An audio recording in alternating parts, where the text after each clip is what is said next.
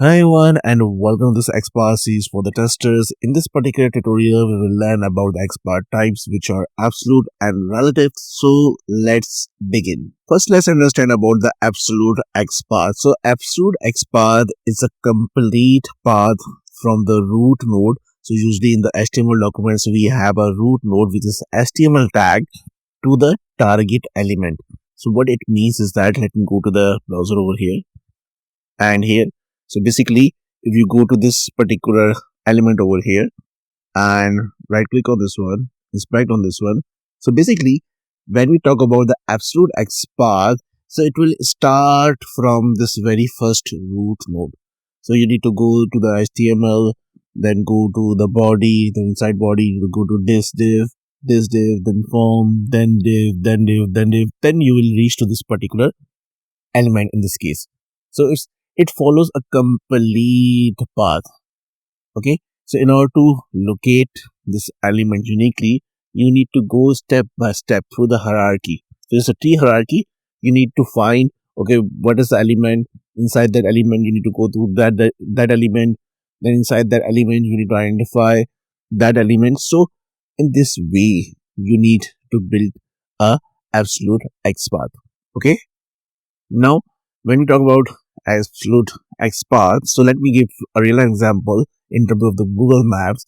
So for example, you are staying at your home and you want to go to some specific hotel or maybe park or the pub.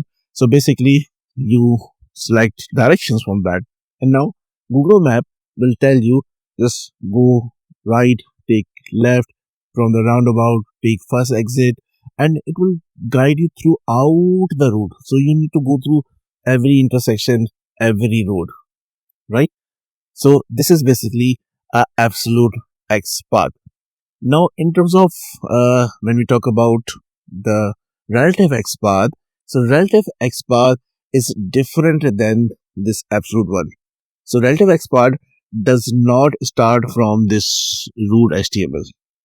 Okay, instead it begins from the current node or any node in between.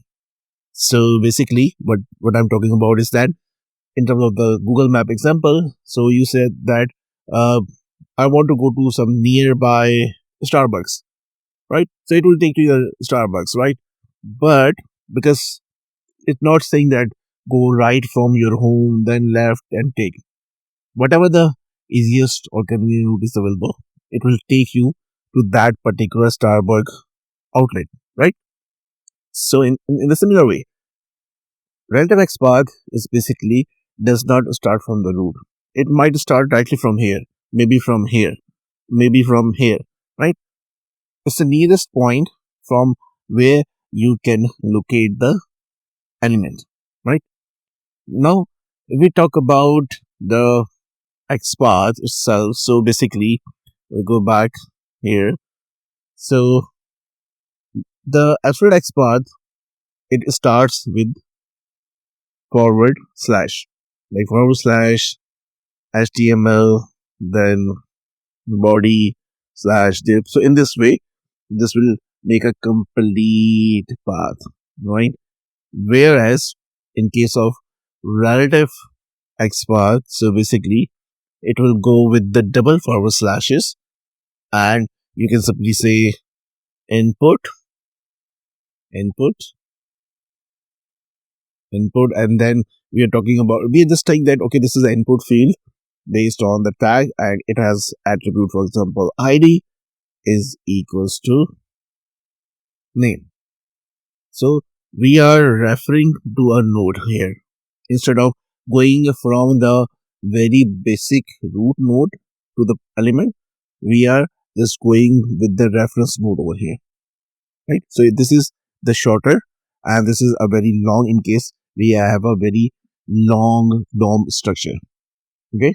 Now, in terms of the flexibility, basically, this absolute XPath is fragile in nature.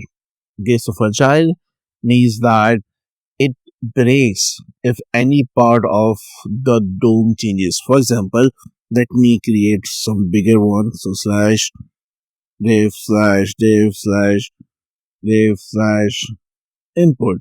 Now, developer changes the DOM structure and this particular div is no more, then obviously it will break. So any kind of a changes in the DOM, it will break this one. That's why it's fragile in nature. Okay, so because we are following step by step tree structure, so that's why it's fragile in nature. Breaks any part of the DOM changes, right? So fragile in nature, breaks if any part of DOM changes. Whereas this is less fragile because we are, working on the specific node, right? We are referring to a specific node over here, right? So basically, that's why it's less fragile. Even it can be fragile as well, but it's less fragile in nature. It's less likely to affected by the DOM changes. Okay. Now, in terms of the speed, basically, so in terms of the speed, what do you think which should be the faster one? So obviously, the absolute one is slightly faster, right? Exact path, no searching. Because here you might be wondering why. Because here we exactly know that where we need to go. Here, right? So that's why it's slightly fast. Slightly fast because it knows the exact path where it needs to go, right? So exact path slightly fast as it knows that exactly where it needs to go. So XPath doesn't need to search here, whereas this is slightly slower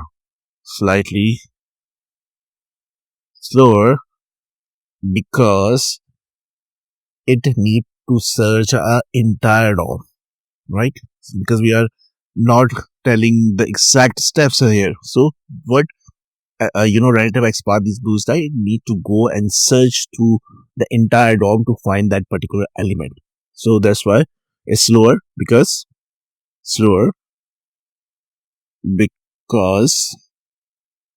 it needs to search entire DOM. So entire DOM means that we are actually referring to this complete HTML over here, right? That's why the relative XPath is slightly slower than the absolute one. Okay. Now we know that this absolute XPath is fragile in nature, right? So obviously this is less recommended, and it is recommended in a cases where we know that we have a static pages and there are no frequent changes for that particular DOM, right? So let me write. So no DOM changes. So if this is a case, then you should go with the absolute XPath. But again, it's a less recommended one. Mainly, we have dynamic applications in nature, so that's why the preferred XPath is relative one. Though it's a bit slower, but still it's the preferred one. Right now, in terms of automation testing, it's really hard to maintain these XPaths. If this is long XPaths, it's really hard to maintain. So it needs to be small and to the point, like this relative one.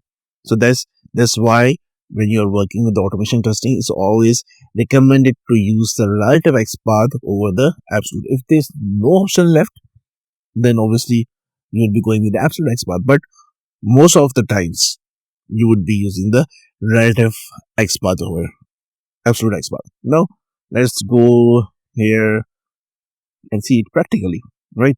So this is a form, and here what we need to do is that we need to identify this field. So first, we will use the absolute path, and then we will use the relative path. You will see the difference between relative and absolute here, okay? Just like I said that we need to go from the root, which is HTML tag, right? So how gonna we write? We know that absolute XPath start with the single /. So what we need to do is that we need to traverse through this till this particular field. Okay, so here you need to press Ctrl F inside the DOM so that you can see this one, and here we can start writing the XPath. So /HTML. Now as soon as I go and traverse through this one, you will see the things getting highlighted in the form. So inside that we need to go to the body. Now body is highlighted. Then we need to go to this div. So this div is highlighted here, and on the right side you see that the div is highlighted, right? And inside that the form container is in the second one, not the first one.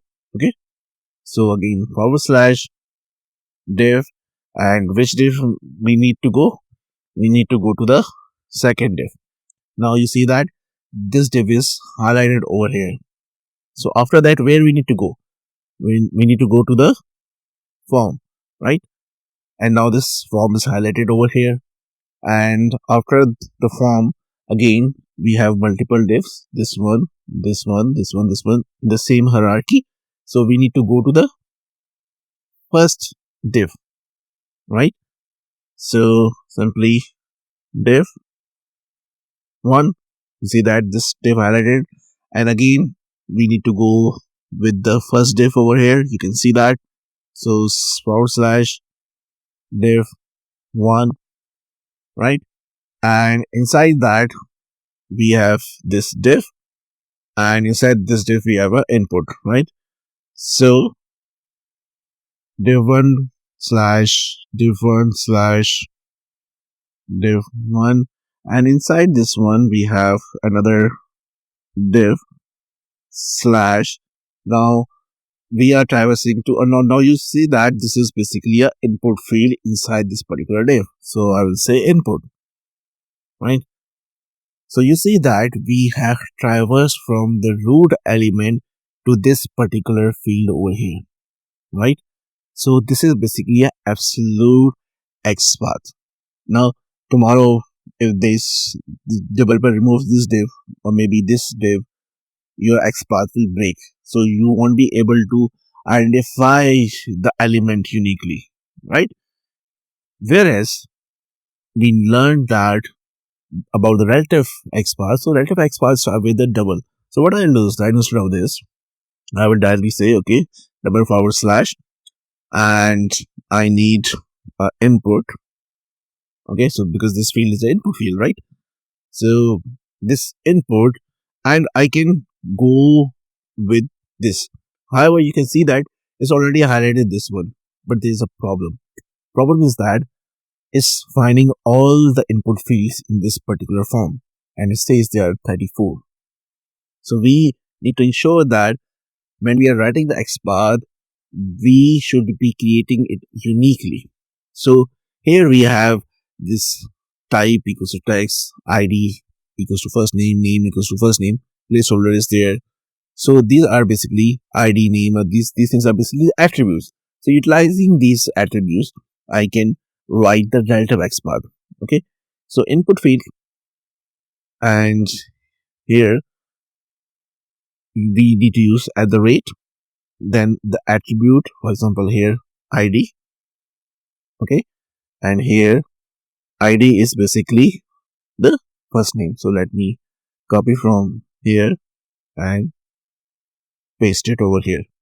Okay, so input /input at ID and this one, and press enter. So again here the problem is that still it says 0 0. The reason is that you need to close this thing. So the large bracket is missing from here.